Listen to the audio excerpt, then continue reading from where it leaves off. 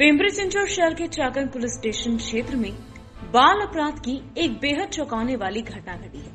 मामूली झगड़े के चलते नाबालिगों ने अपने ही दोस्त को पत्थर से कुचलकर निर्मम हत्या कर दी। इन नाबालिगों ने हत्या का वीडियो अपने सोशल मीडिया अकाउंट पर अपलोड कर आम नागरिकों में दहशत पैदा करने की कोशिश की। इस घटना से चाकन इलाका हिल गया है और इस मामले में चाकन पुलिस ने फिलहाल 2 किशोर अपराधियों को हिरासत में लिया है। हालांकि इस घटना के कारण पुलिस के सामने बाल अपराध के गंभीर अपराधों को रोकने की एक बड़ी चुनौती है। सदरची जी घटना आहे काल रात्रीची चाकण पोलीस स्टेशनच्या अंतर्गत ही घटना झालेली आहे। तर तो व्हिडिओ सत्य आहे। त्या विधी संघर्षित जे बालक आहेत तर त्यांनी अजाणतेपणे तो याच्यामध्ये सोशल मीडियामध्ये हे केलेला आहे।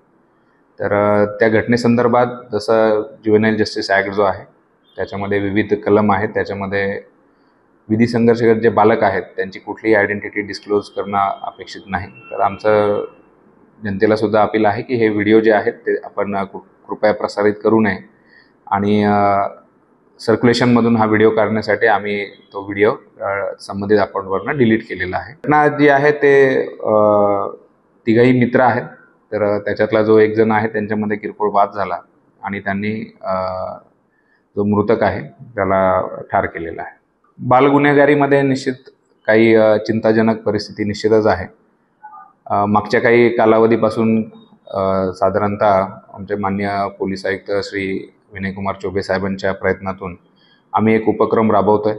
त्याच्यामध्ये जे विधी संघर्षगत बालक किंवा अशा पद्धतीने जे या गुन्ह्यांच्या कडे अट्रॅक्ट होतात असे लोक आयडेंटिफाय करून त्यांचं मतपरिवर्तन करून त्यांना मुख्य प्रवाहामध्ये आणण्यासाठी कामगिरी करत आहेत। ज्याचा मृत्यू झाला आहे तो आणि याच्यामध्ये जे विधी संघर्षित बालक आहेत हे सर्व मित्र आहेत। अतिशय क्षुल्लक कारणामधून त्यांनी रागाच्या भरात ही घटना केलेली आहे आणि त्याचा खून केलेला आहे। त्यांना ताब्यात घेतलेला आहे। त्याच्याबद्दल आपण अजून चौकशी करत आहोत।